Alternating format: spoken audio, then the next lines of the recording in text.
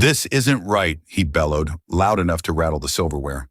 The billionaire was on a tear, and Sophia, barely clinging to her composure, just had to stand there and take it. Another complaint. Another insult. Management wouldn't dare cross him. She could feel her job slipping away. The injustice of it clawed at her. Then a flicker. Kiki's dance lessons flashed in her mind. It wasn't about her anymore. It was about dignity. Something snapped.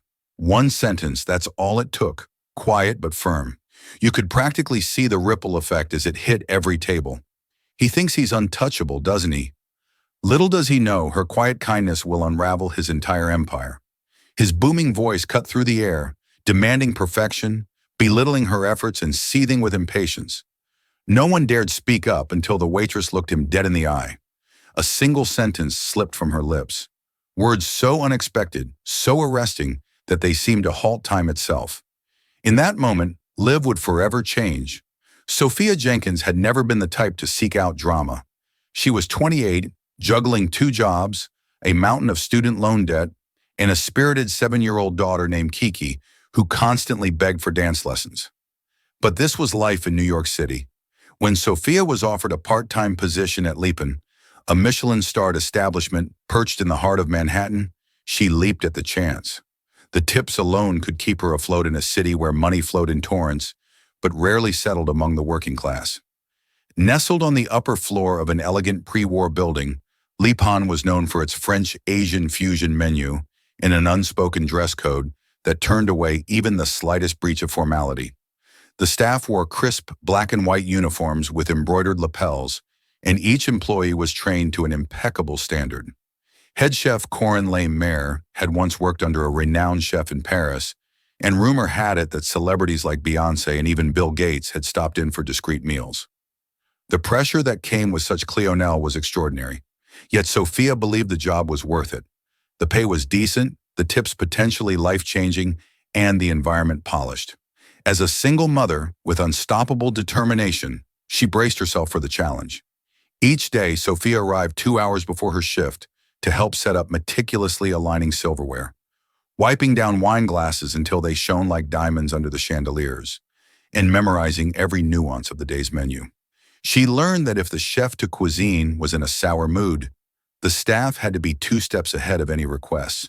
If the sommelier had a special recommendation, they had to be ready to describe it flawlessly. Everything mattered. How you walked, how you held a plate, how you spoke to each diner. She was exhausted but oddly satisfied at the end of every shift. Something about delivering a perfect service invigorated her. She likened it to a dance routine. Every step and gesture choreographed, every phrase of speech practiced, every smile genuine yet carefully measured. Within weeks, Sophia found her stride. She charmed couples, celebrating anniversaries, corporate groups, toasting deals, and wealthy out-of-towners wanting a taste of luxury. She was thrilled when her first big tip arrived, a neat $200 from a hedge fund manager who appreciated her knowledge of vintage border. That tip went straight into Kiki's Dance Dreams piggy bank. Outside of the restaurant, Sophia's world was decidedly more modest. Her tiny queen's apartment was a cozy 1-bedroom where Kiki slept in a corner partitioned off by a lavender curtain. The living room doubled as the dining space, and the kitchen was barely big enough to spin around in. Yet they made the most of it, filling each corner with drawings of princesses and pictures of exotic places they planned to visit one day. Despite the challenges, Sophia was determined to provide her daughter with a life that stretched beyond meager paychecks and cramped quarters. This new job at Leapin felt like a step in the right direction. So when she clocked in that fateful Saturday evening, she had no idea that her life was about to change. It was a busy night, reservations fully booked with what the maître described as influential figures. This usually meant CEOs, high-profile attorneys, or maybe even a celebrity under a baseball cap. The entire staff was on high alert as rumors were swirling that a notable billionaire might make an appearance.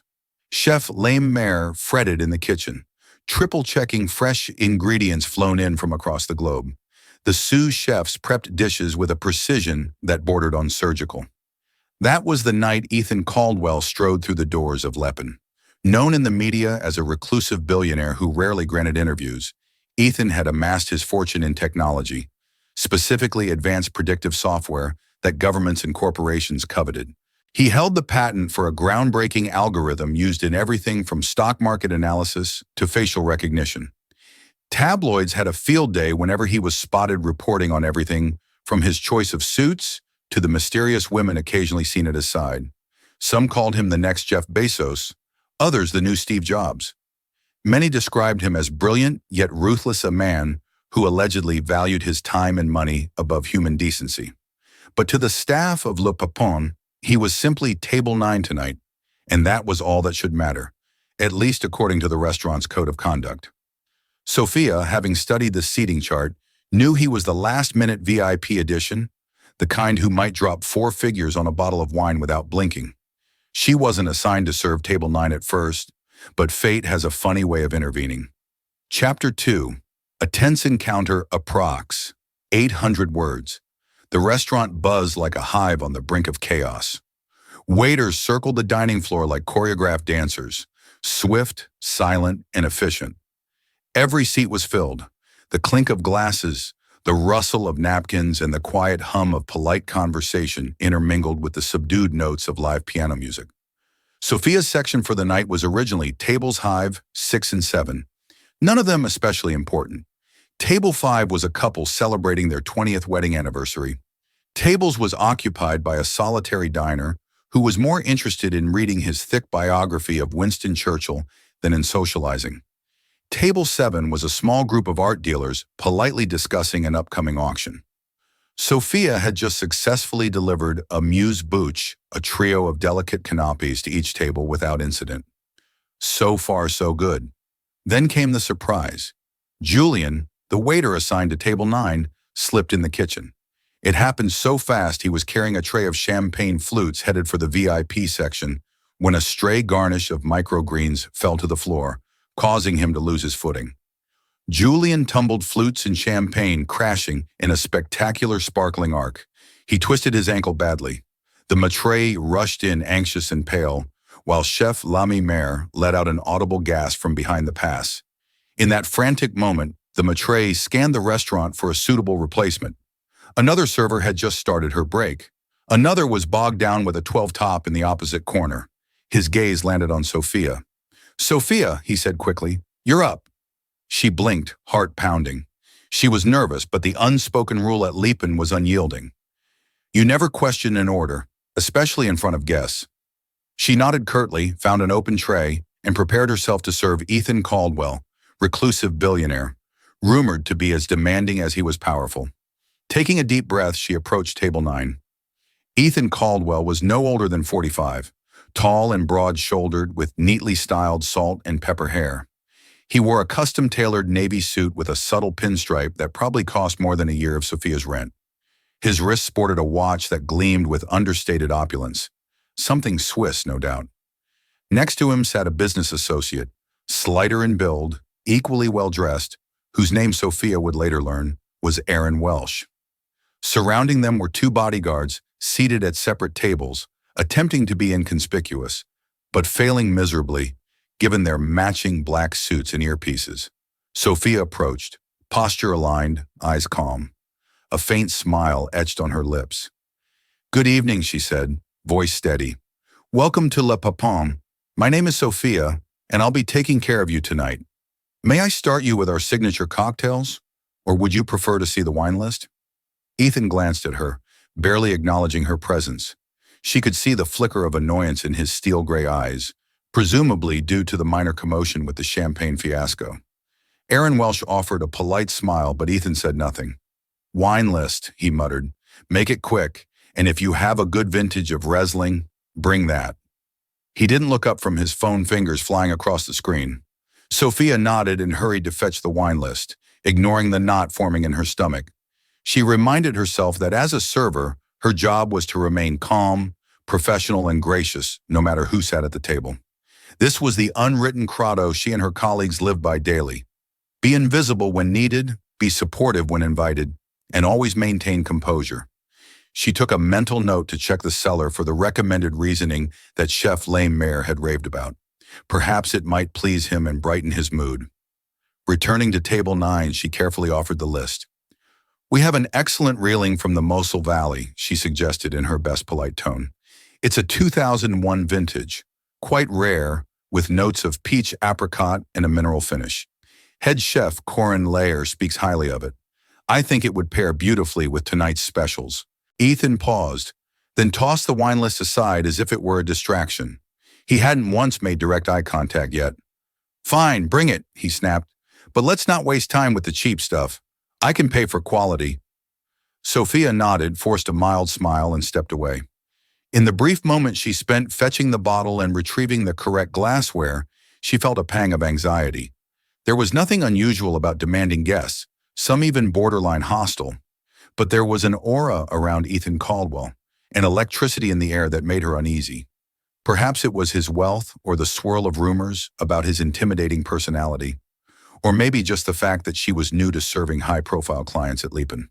Either way, she knew one misstep could lead to a nightmarish shift. She meticulously carried out the bottle presentation, showing Ethan the label. He waved it off impatiently, allowing her to pour a small sample. He took a sip, pursed his lips, and nodded curtly. So far, so good. When she attempted to describe the evening's specials, though he cut her off mid-sentence. Stop wasting my time with pleasantries, he said sharply. Can we just order? I have a meeting in 20 minutes. Bring me the Wagyu beef, seared rare black garlic sauce on the side, no garnish, and a side of truffle mashed potatoes. Make it happen quickly. Her heart quickened. Leapin prided itself on elegant plating, all meticulously arranged with garnishes and accompaniment. But she had no choice. Of course, sir, she said, keeping her face neutral. Turning to Aaron Welsh, she politely inquired what he'd like to order. He looked deeply uncomfortable, as though he disliked the tension, but was used to following Ethan's lead. He ordered a bouillabaisse and politely thanked her. As Sophia disappeared into the kitchen to place their orders, she felt the tension throbbing in her chest. Other staff members whispered about the scene at table 9. Chef Lemaire was particularly anxious personally tending to Ethan Caldwell's meal, wanting to ensure that if this pummed billionaire ever decided to invest in a new gastronomic venture, Li Peng would be the first on his list. Unbeknownst to her, the real drama was only just beginning. While Ethan Caldwell sipped his prized Riesling, the rest of Leapin's dining room remained a swirl of refined activity.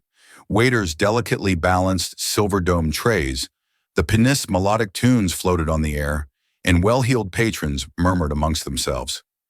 Yet there was an undercurrent of tension creeping outward from table 9, like ripples on a pond.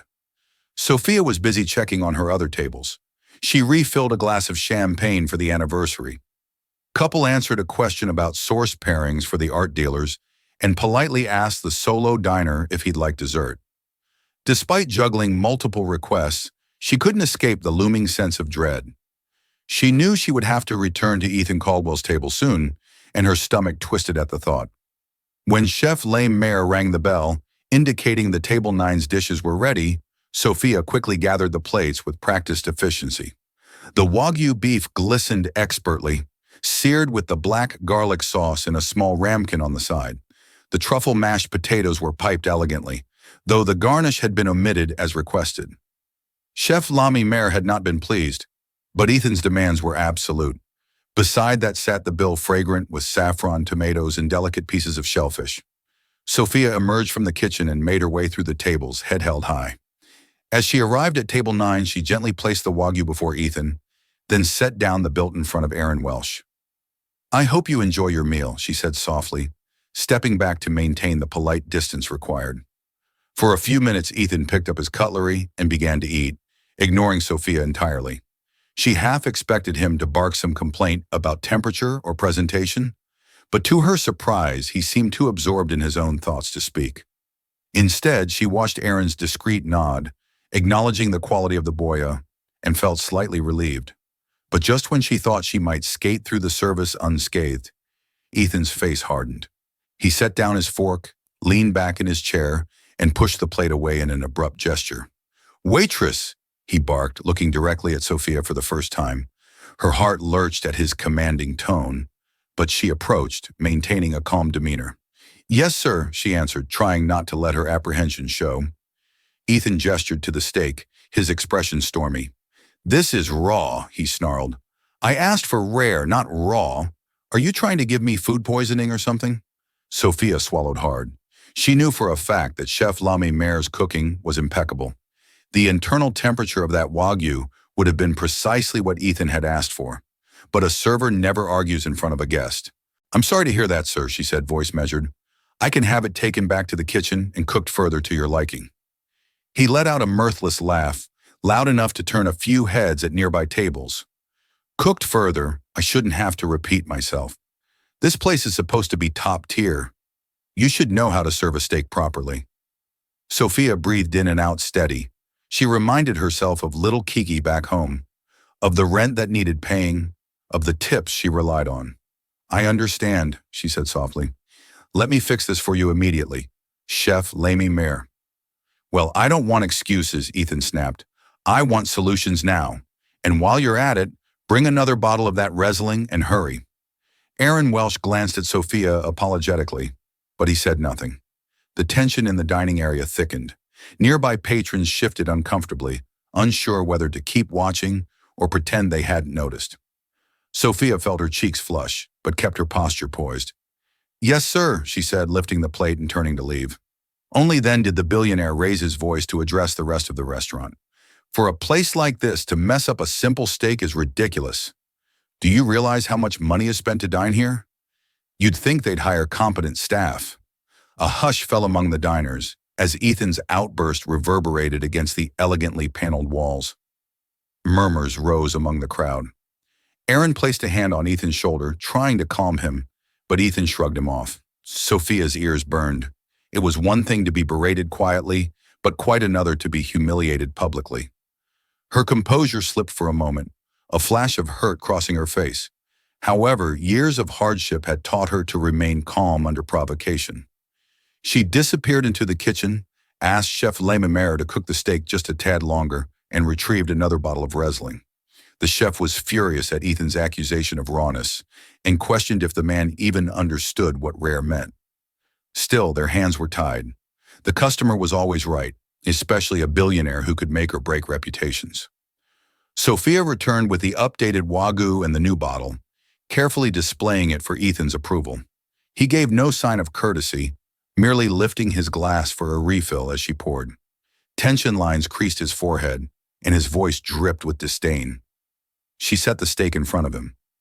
I hope this is to your satisfaction, she said, biting back any edge in her tone. He glowered at her, but cut into the meat. He took a bite, then nodded curtly. Finally, he muttered. Then he added, You should have done it right the first time. His voice echoed. A few patrons stared openly now, while others pretended to be absorbed in their meals. The pianist continued playing more softly, more hesitantly, trying in vain to maintain the ambiance. Ethan's eyes flicked up at Sophia. Well, what are you waiting for? You can go. She inclined her head and stepped away, feeling her pulse racing. Before she could take more than 3 steps, he barked again. Waitress! She froze, turning slowly. His phone buzzed on the table.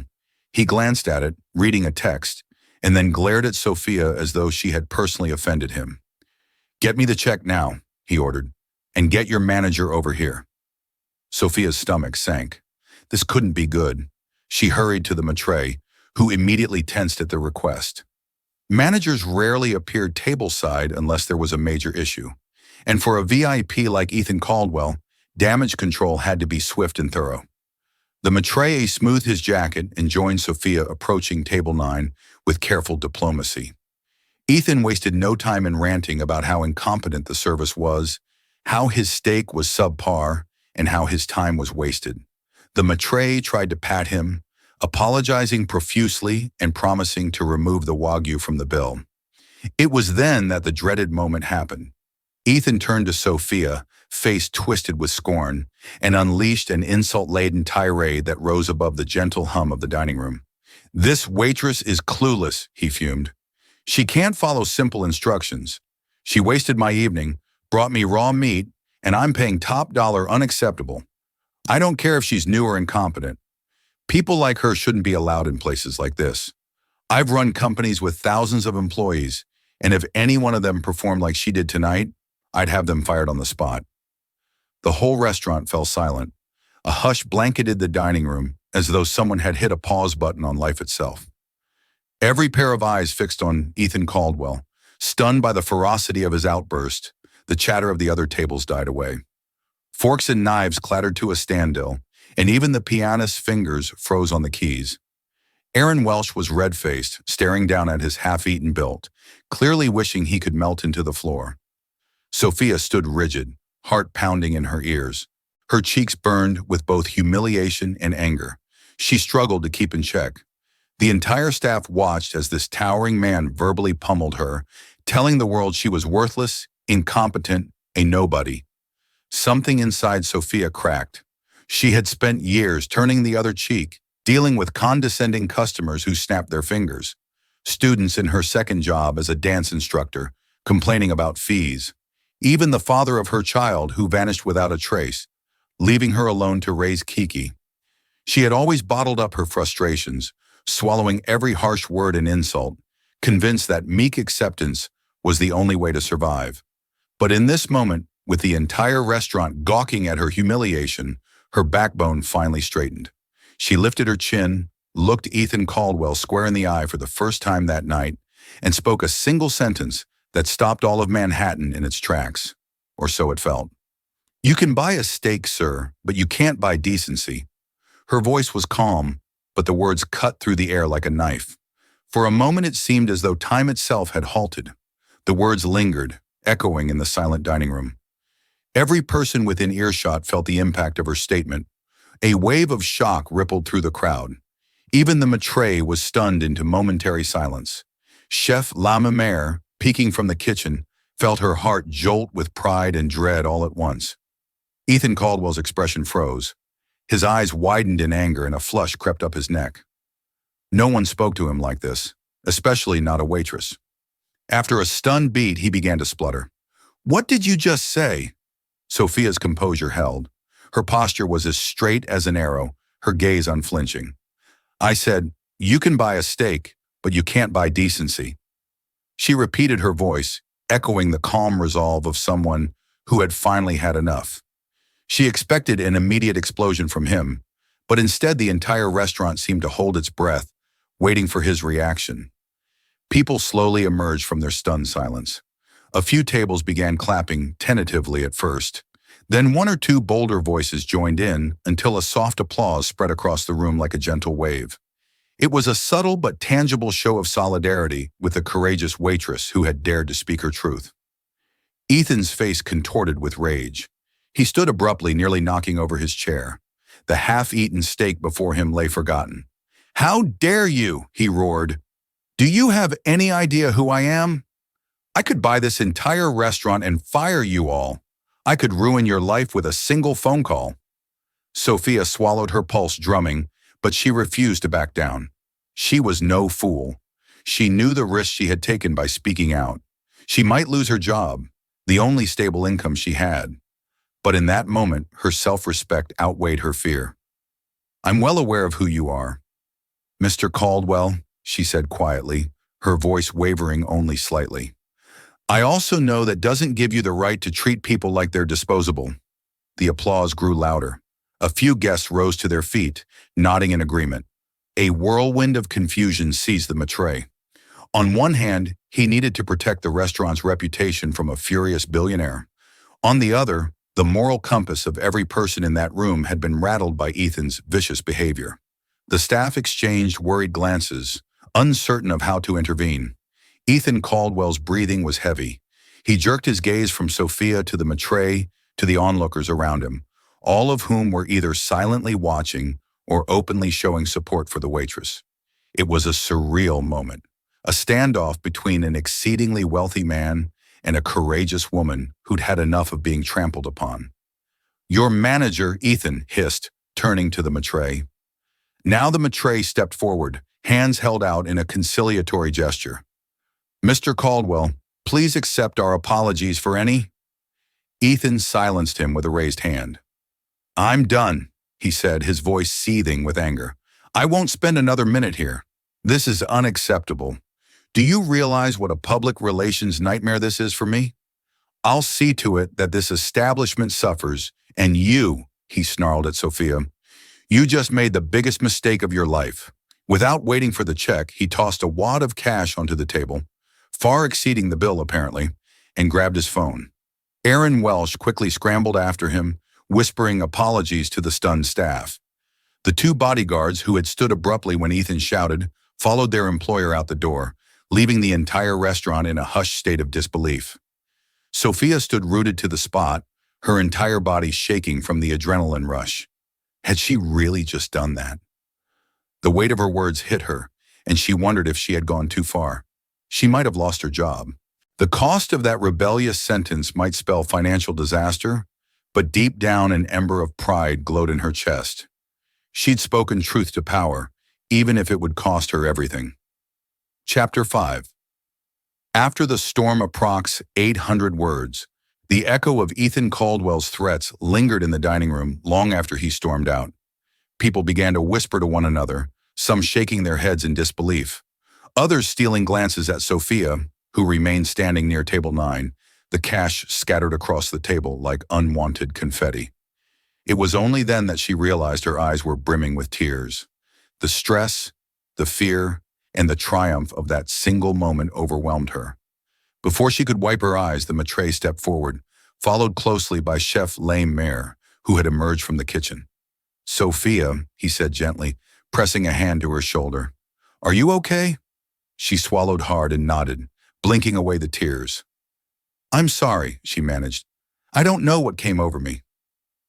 Chef Lame Mare spoke up, her voice tinged with both concern and admiration. "What came over you was the courage to stand up to a bully. Sherry, I'm proud of you for speaking your truth, but we have to be prepared for the consequences." Sophia's heart sank. "I understand if you need to let me go," she murmured. "I spoke out of turn. I was unprofessional."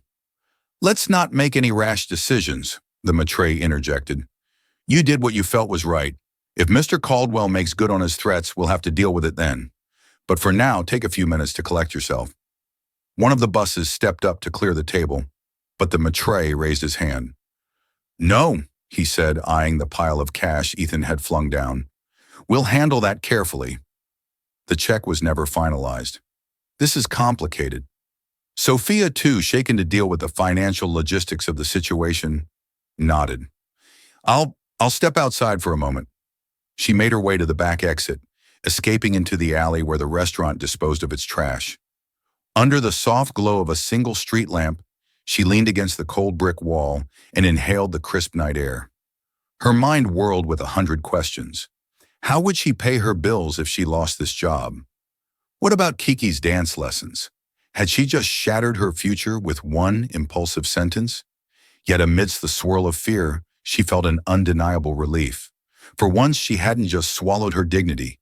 She'd stood up for herself and by proxy for every server, cashier, receptionist, or sales clerk who had ever been dehumanized by someone wielding wealth as a weapon. She was startled by a gentle voice.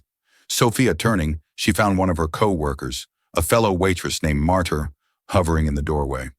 Martyr, a kind soul in her early 40s, had been at Le Papillon for years. She offered Sophia a comforting smile. "Some of the customers asked for you," Martyr said softly. "They wanted to thank you for what you did." "Thank me?" Sophia asked, surprised. "But I probably just ruined the restaurant's reputation and my own." Martyr shrugged. "You said what everyone was thinking. The way he treated you was awful. He was acting like he owned the world. A lot of us have been there dealing with entitled customers. It's refreshing to see someone push back." Sophia exhaled, shaky, but somewhat reassured. She gave a small nod. "I'll be back in, but I need a minute. Can you let the maître know?" "Of course," Marta said with a supportive smile.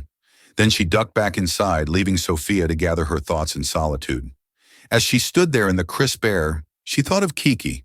Her daughter had always looked up to her, proud that her mother was a dancer and a hard-working waitress. Sophia tried to imagine explaining her actions to Kiki. Could she say Mommy lost her job because she wouldn't let a mean man talk down to her? A tear slipped down her cheek and she brushed it away, steeling herself. If she had to start over, she would, but at least she had looked that bully in the eye and refused to let him trample her spirit. Eventually, she returned to the dining room. Though she felt drained and hollow, She put on a professional face to finish her shift. She apologized to the anniversary couple for the disturbance, but they were gracious, telling her she was an inspiration for standing up for herself. The art dealers expressed similar sentiments. Even the solitary diner paused his reading long enough to slip her an extra tip. Word had obviously spread about what had happened. "I'm proud of you," one older woman whispered, gripping Sophia's hand as she left. "We need more women who speak their minds." Yet for every supportive gesture, there was an undercurrent of tension among the staff. Everyone wondered how the owners would react when they heard about the scene. Would they side with the young waitress who risked the restaurant's good graces with an influential billionaire? Or would they do damage control at her expense? By the end of the night, as the last table was cleared and the doors were locked, Sophia felt emotionally spent. She dragged herself into the staff locker room to change, half expecting the maître to appear and hand her a pink slip. But he never came. Instead, the only person who entered was Chef Lame Mare. "Sit, Cherie," she said, gesturing to the small bench against the wall. "I wanted to speak with you before you went home." Sophia sank onto the bench, her stomach churning with anxiety. Chef Lame Mare sat beside her, a sympathetic expression, softening her usually stern features. "Sophia," she began, "you made quite the impression tonight. Many of our regulars are already telling me how deeply they respect you, and I do too." A lump formed in Sophia's throat. "Thank you. That means a lot. But what about Ethan Caldwell? His threats weren't empty. He's one of the wealthiest men in the city. He could ruin Le Papin's reputation or sue us or Chef Lame Mare gravely. We'll see what happens. For now, management hasn't asked for your resignation, and as far as I know, they're not planning to. In fact, the maître hinted that the owners might want to take a different approach. There's a lot of support for you, more than you might realize. I suggest you go home, rest, and wait to hear from them tomorrow." Relief washed over Sophia, though she couldn't fully relax. "Thank you, Chef," she whispered, tears brimming again. The older woman patted her hand. "Go home, hug your daughter. Tomorrow's another day, and we'll face it together if need be." Sophia nodded, packed up her things, and left the restaurant. She hopped on the subway back to Queens, her mind still spinning.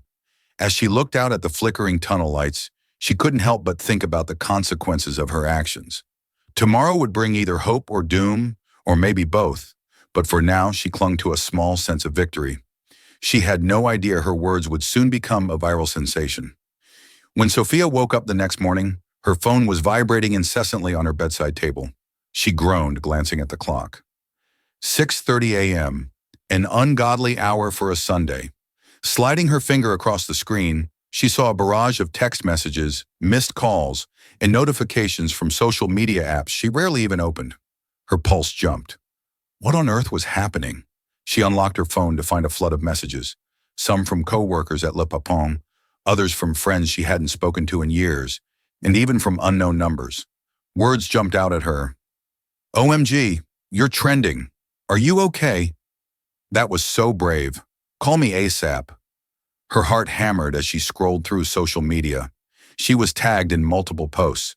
One particular video shaky footage from a patron's phone showed Ethan Caldwell berating her in the restaurant, then captured the pivotal moment when she uttered the sentence that left the room stunned. "You can buy a steak, sir, but you can't buy decency." The clip ended with Ethan's outraged departure, followed by the applause that spread through the dining room. Already the video had hundreds of thousands of views on Twitter and Instagram, with comments pouring in at breakneck speed. Finally, someone stood up to that jerk billionaire. "Go Waitress respect. I want to find her and give her a medal." Ethan Caldwell is a known tyrant. Good for her. There were detractors, too, who insisted Sophia was out of line, that a server should never speak to a patron like that, especially someone who could ruin their life. But the majority seemed overwhelmingly supportive. Hashtags like #YouCan'tBuy. Decency trended throughout the morning. Sophia felt dizzy with anxiety. She had never asked for this kind of attention. What if the owners of Leapin saw it and decided she was a liability? What if Ethan Caldwell launched a defamation lawsuit? She was just a single mom trying to make ends meet, not a freedom fighter, ready to battle a tech titan.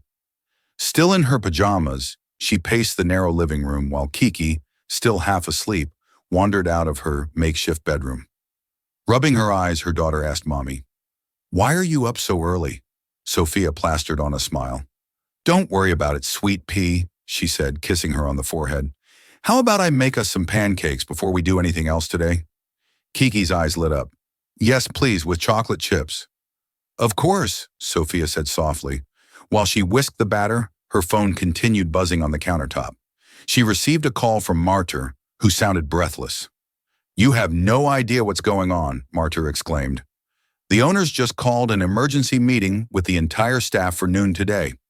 Rumor has it reporters are calling the restaurant non-stop trying to get your name. It's crazy." Sophia's stomach sank. "Do you think they'll fire me?"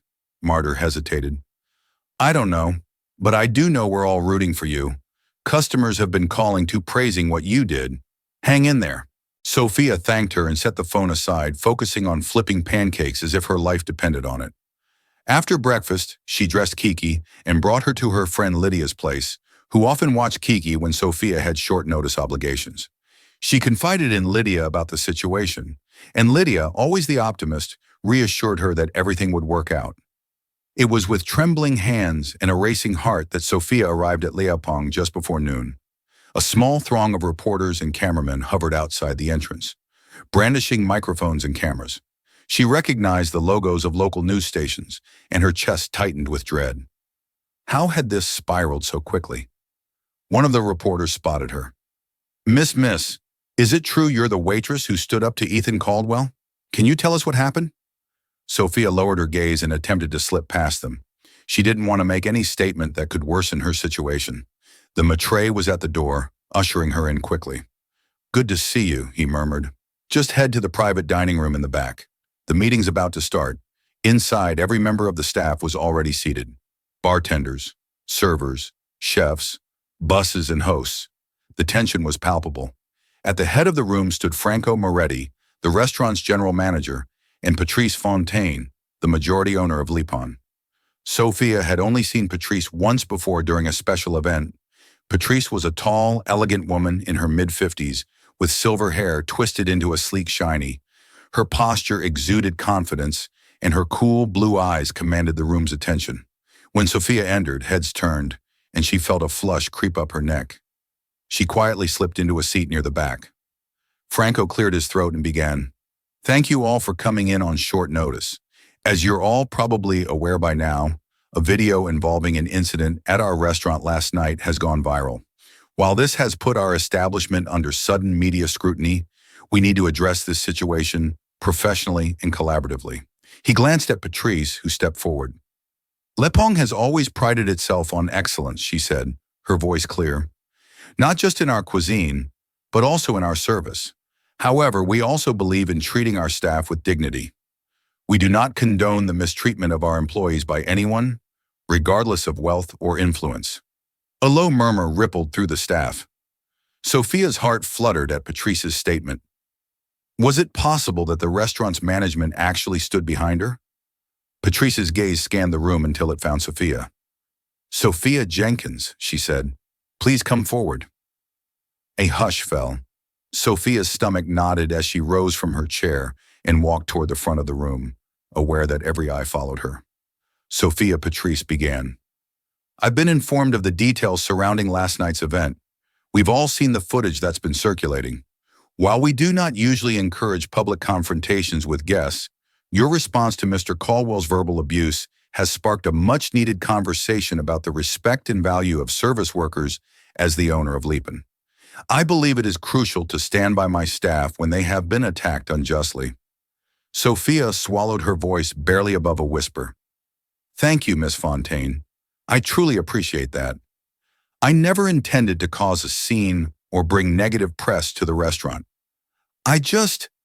You spoke truth," Patrice interrupted gently. "I've already been in contact with our legal team in case Mr. Caldwell decides to pursue legal action, which we doubt he will. The public sentiment appears to be in your favor, and any lawsuit on his part would likely cause him more damage in the court of public opinion." Relief coursed through Sophia. She hadn't realized just how tense she was until that moment. Does Does that mean I still have a job? Patrice's lip curved in a wry smile. Yes, Sophia, you still have a job. In fact, we'd like to highlight your dedication and poise amid extreme circumstances. However, we must be cautious with the media. We don't want to provoke Mr. Caldwell or inflame the situation. If you receive any press inquiries, direct them to our public relations department. Understood? Sophia nodded, tears threatening to spill. Yes, thank you so much. I won't let you down. Patrice patted her hand, then addressed the staff. For now, if any of you are approached by reporters, please refrain from giving statements. Direct them to Pew. We will release a formal statement soon. Let's remember that we are a team, and we will treat each other and our patrons with the utmost respect. The staff applauded quietly, and Franco ended the meeting shortly after. While a wave of employees came to congratulate or hug Sophia, she stood in a haze of relief and lingering anxiety. She'd been granted a reprieve, but she knew the story was far from over. Ethan Caldwell might still retaliate, and the world's attention was on her. Still, for the first time in her life, Sophia felt seen not as an invisible waitress to be stepped on, but as a person with a voice and dignity that could not be bought at any price. In the days that followed, Sophia's life transformed in ways she never could have anticipated. The formal statement issued by Lipon was measured and firm. They stood behind their employee, denounced harassment, and assured the public that they would continue to offer world-class dining without compromising the dignity of their staff. This approach ignited a flurry of supportive messages on social media. Her face, captured mid-sentence in that grainy cell phone video, became a symbol of standing up against toxic entitlement. Hashtags multiplied, memes appeared. Late-night show hosts joked about Ethan Caldwell's meltdown. A satirical article in The Onion teased Billionaire, outraged that Waitress expects basic courtesy, spends $10 million on etiquette book to prove point. Amid the frenzy, calls and emails flooded the restaurant, many from journalists requesting interviews. Following Patrice's advice, Sophia politely deflected them all, forwarding inquiries to the PR department. She tried to maintain her normal routine, taking Kiki to school, working her shifts, dancing with the small group of students she taught on weekends. But it was surreal to navigate the swirling media storm while attempting to appear calm for her daughter's sake. Then one late afternoon, as Sophia was finishing an early shift, the maître approached her with abused expression. "Sophia," he said, "there's someone here to see you. He says he's a friend of the owner and has a few words of support." Patrice approved it. She glanced around. "Who is it?" He jerked a thumb toward a discreet corner of the bar area where a tall man in a gray blazer stood with his hands clasped. He wore simple jeans and stylish sneakers, and though he tried to look incognito, the face was unmistakable. Sophia blinked, certain she was hallucinating. It was Bill Gates. She nearly dropped the tray she was carrying. The Bill Gates, the Microsoft co-founder, billionaire, philanthropist, and tech icon, just standing casually in Lipon's bar area, waiting to talk to her. Are you serious?" she breathed. The maître nodded wide-eyed. "Yes, he said Patrice is an old acquaintance of his, and he heard about what happened here." Her mind spun. Why would Bill Gates want to talk to her? She was just a waitress. Gathering her courage, she approached him. Up close, he looked surprisingly down to earth, wearing a kind smile behind unassuming glasses. "Mr. Gates," she managed, her voice tinged with awe. I'm Sophia Jenkins." He extended a hand. "Nice to meet you, Sophia," he said warmly. "I hope I didn't cause you any trouble by dropping in. I just wanted to offer some words of encouragement. Patrice told me about the incident with Ethan Caldwell." He paused, adjusting his glasses. "Sometimes people with wealth forget about humanity. You, on the other hand, reminded the world that decency is priceless." Sophia's cheeks flushed. "I don't know what to say. Thank you, but it was all so unexpected. I really wasn't trying to make a point or go viral." He laughed softly. "That's often how these moments happen. But you should know I respect your courage. I've dealt with all kinds of corporate bullies in my career. People forget that power and wealth aren't excuses for bad behavior. When Patrice told me your story, I decided I wanted to meet you if you were willing." She nodded, hardly believing this was real. I appreciate that more than I can express. But aren't you worried about being seen here?" The press might.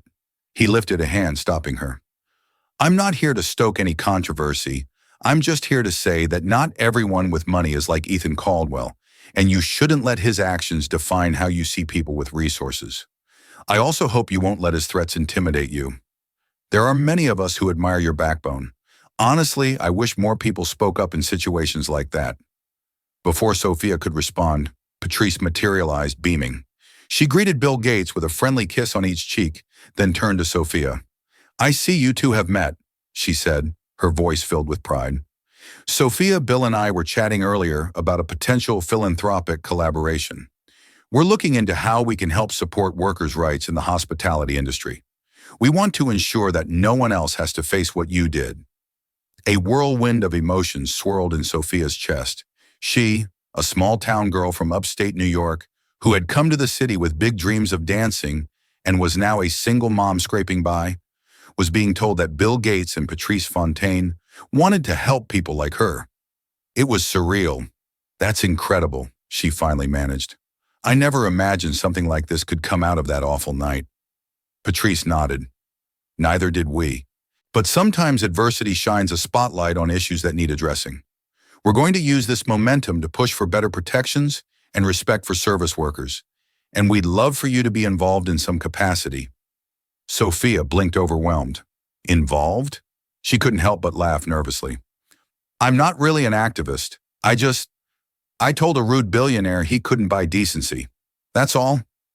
Gates gave a small chuckle. That one sentence may have changed more than you realize. You see, real social shifts often start with everyday individuals who speak up in one critical moment, and then everyone else realizes they're not alone in how they feel, that they too can speak out. Sophia felt tears prick her eyes again, but this time they were tears of wonder and gratitude. Well, she said shakily, if there's anything I can do, share my story, give my perspective, I'd be happy to, especially if it helps others in my position. Patrice and Bill both smiled, exchanging glances. We'll be in touch, Patrice said, with the details. But for now, let's celebrate the fact that you're still here employed, and you've put a spotlight on an important issue. The rest of the conversation felt like a dream. Bill Gates asked about Kiki, about Sophia's dance background, and how she balanced her hectic schedule. He listened intently, displaying genuine curiosity and kindness, exactly the opposite of Ethan Caldwell's brusque entitlement. When he finally left, the entire staff buzzed with excitement.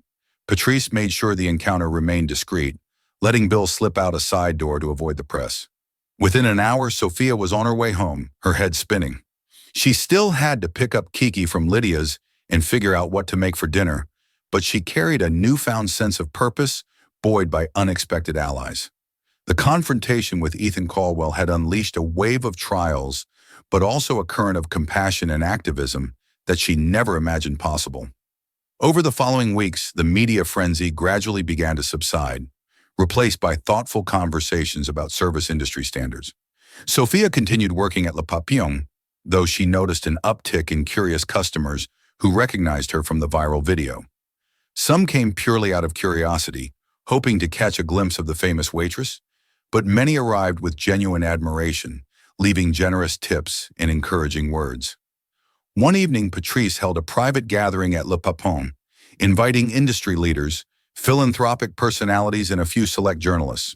The purpose was to launch a new initiative, Project Decency, a foundation aimed at promoting worker protection, anti-harassment training, and empowerment for service employees. Patrice introduced Sophia as the unexpected catalyst for the movement. Standing at the microphone in the softly lit dining room, wearing her black server's uniform, Sophia felt both terrified and exhilarated. She looked out at the crowd, chefs, restaurators, activists, even a few celebrities. Bill Gates stood alongside Patrice, nodding in quiet support. Sophia took a deep breath. "Good evening," she began, voice trembling slightly. "I never thought I'd be standing here speaking to a room of such distinguished individuals. A month ago, I was just a waitress, trying to provide for my daughter and do my job well. But one night, everything changed. I spoke a single sentence to a powerful man, and it resonated far beyond my station. I've since learned that sometimes it only takes a moment of courage to highlight a systemic issue, one that affects millions of people in the service industry. She paused, gathering her thoughts. I don't stand here to vilify anyone, but I do want to remind everyone that respect is not optional. It's a basic human right. If we can create an environment where no server, cashier, janitor, or housekeeper ever feels powerless against harassment, then we've achieved something far greater than just a viral moment. Applause rose from the audience, gentle but heartfelt. A wave of warmth washed over Sophia, and she smiled, recalling the time she was too shy even to stand up to her dance instructors in college. Now she was speaking to a room filled with influential figures, urging them to promote decency. After the speeches concluded, the event transformed into a cocktail reception. Guests mingled sampling order crafted by Chef Billionaire. Sophia found herself inundated with handshakes and business cards. A high-profile Hollywood actress known for her activism told Sophia, "I wish I had your courage when I was working as a waitress in my early days."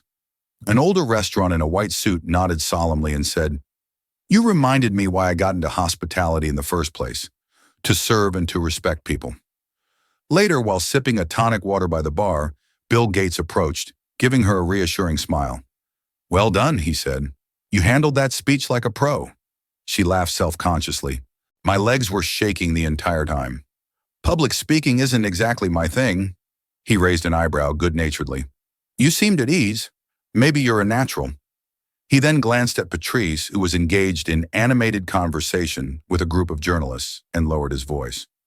"I wanted to let you know that we, Patrice and I, are considering you for a more formal role in Project Decency. Obviously, this would be your choice entirely. We wouldn't want to pressure you, but we think your authentic voice is incredibly valuable." Sophia's eyes widened. "A role as in working for the foundation?" He nodded.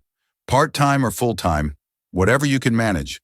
We know you have responsibilities with your daughter, and we'd never ask you to quit your job at Leapin if you don't want to. But we'd like you to be an ambassador, a spokesperson of sorts traveling with us to speak about worker empowerment.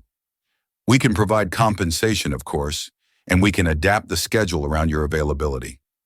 Her mind reeled. "That sounds amazing, but also terrifying. I've never done anything like that." He offered a kind smile. "Think about it.